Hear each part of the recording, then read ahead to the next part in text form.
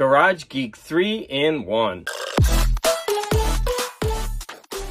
Hi, welcome to Garage Geek. So today I am going to enter 2 contests and do 1 comic challenge. I'm going to enter Metal Marty Max. I believe it's 600 sub celebration. I need to write these things down because I always forget, and then on the spot I don't remember. But anyways, Metal Marty Max. Let's just call him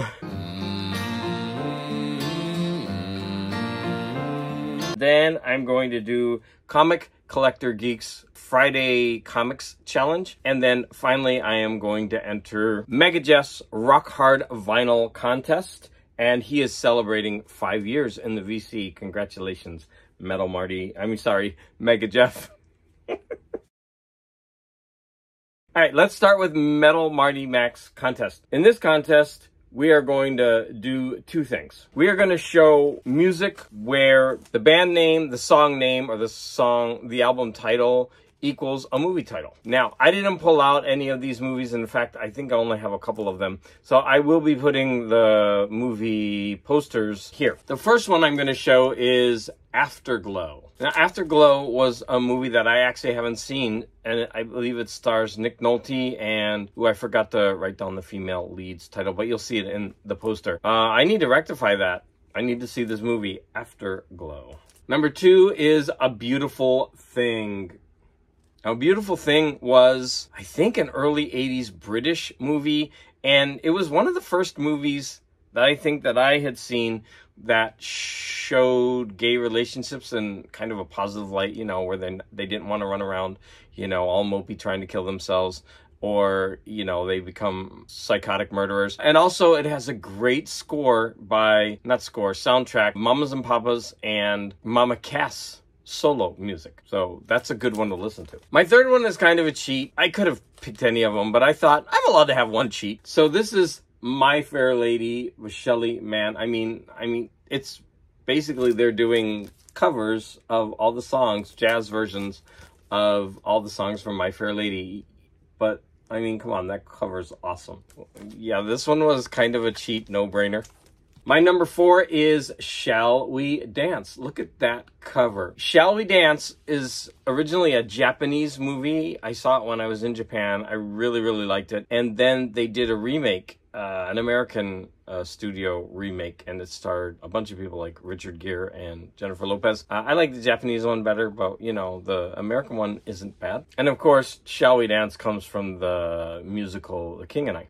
Number 5, I'm not sure if this is going to disqualify me or not. So this one is Katie Lang's Shadowland. And there was a movie, Shadowlands, which I have seen, and it stars Deborah Winger and... I'm drawing a blank.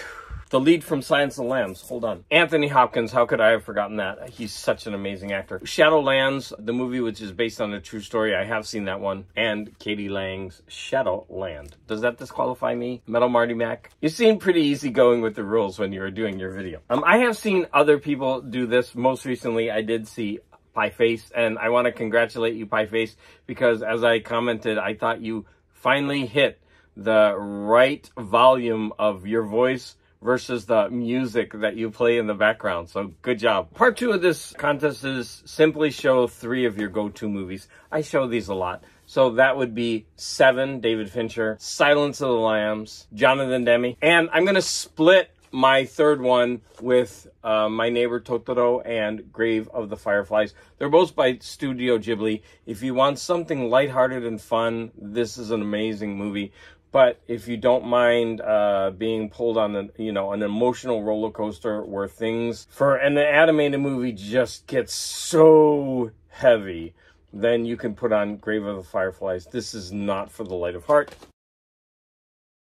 So now we're going to come to Comic Collector Geek's Friday Challenge. And I have to apologize to Comic Collector Geek because last week, and he went with one of my themes, and I keep checking, and I think only one other person besides Comic Collector Geek and myself actually made a video. I keep checking. For that, I apologize. I guess nobody liked the theme. I certainly enjoyed showing off my comics, and I even got a really nice short out of it.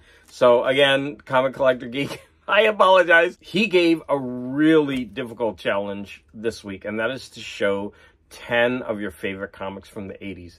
And that's my heyday. That's when I was a junior high schooler and a high schooler. And of course, I read comics all throughout that period. I went with comics that I actually own.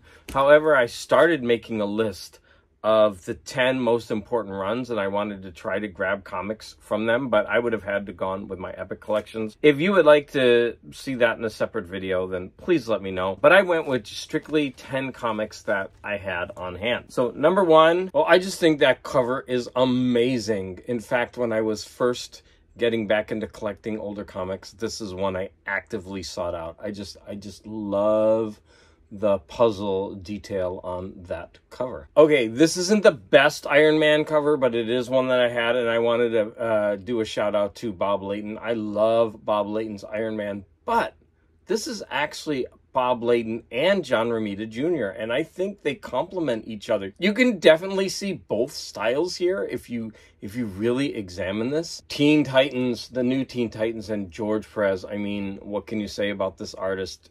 Every cover you pick up by him is just a wonder to behold, and this one is no different. I mean, look at that. Amazing artwork. So much detail. And next, we're going to go to Frank Miller, and Frank Miller is kind of the opposite of George Perez. He doesn't have a ton of detail. I mean, he does have a lot of work in there, and it's certainly almost not always like realistic, right? There's no thumbnail, whatever. His art is so dynamic, and it would get increasingly weirder and weirder, but I think that you could say that he really does use color and line effectively in that Daredevil cover. I grabbed a Mighty Thor because I just thought, if you saw this, first of all, that guy looks amazing. That must be John Byrne. No, it says Keith and Bob. So maybe that's Bob Layton. As a kid, if you saw that, I don't even like wrestling, but if I saw this cover, I would immediately want to buy this comic. I mean, I think it does what it should. It would draw someone in and want to see why Thor is fighting a wrestler. And then someone's like throwing, you know, half-eaten apples and cans at the two of them. I mean, come on. When Peter Parker the Spectacular Spider-Man came out, it seemed to be a kind of a departure from the Amazing Spider-Man. And I always liked this 2-issue run because he was fighting, I forget what the criminal's called, maybe the Wraith. But whenever he touches you, you die. And I just thought, well, how could you fight someone that you can't touch? And look at that cool cover. And then we're going to jump to later in the Spectacular Spider-Man run because John Romita Jr. made so many dynamic covers. And this is where John Romita Jr. is kind of reined in. Like, he hasn't gone full weird yet, which I really like his artwork when it's weird and strange and quirky. But you can see evidence of his style in this. And look at that. Tombstone is one of the coolest villains, and I mean, look at that. So the next three are just going to be comics that I was fascinated with as a kid, and so that's going to be ROM. Now this is just one of the ROM issues. I don't have many ROM issues, but I have this one. I've shown it before.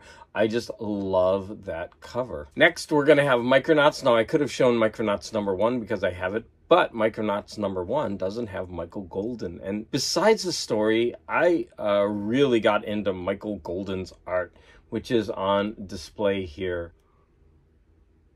And finally, I was a huge fan of Nova. Now, I hope this is from the 80s. It's an early one, right? It must be from the 80s. But my brother had this one. Ooh, this one might not be 80s. Sorry if I'm making a mistake, but I loved Nova. I don't have all the issues, but here's where Spider-Man guest starred. So 10 comics from the 80s that I absolutely love.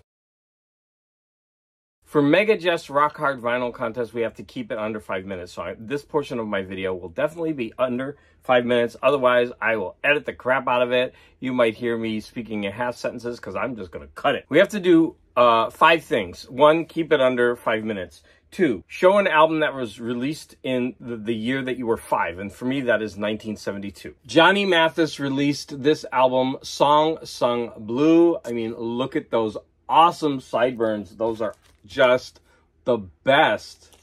So he actually released 2 albums in 1972, and I'm going to lose cred, Johnny Mathis cred, because this is the second time I'm talking about Johnny Mathis, and I don't have one of his albums. He also released The First Time Ever I Saw Your Face and Saw Your Face, and I don't have that one, so I need to get out there to those dollar bins and find some of those Johnnies that I'm missing. Next, you have to show an album that came out 5 years ago, which would be 2018, and I'm going to show the Decemberists' I'll Be Your Girl. Now, I am a big fan of it. I won't say big fan. I really like the Decemberists. And there you go. Next, show an album a studio album where there's a song that is over 5 minutes. And I am going to show Klaatu. This is their second album, Hope. Look at that artwork. Look at that. If you like J.R. Tolkien, then you gotta love this album artwork. Side 1 ends with the song Long Live Politzania, which is 9 minutes. Finally, you're gonna show 5 albums by the same band.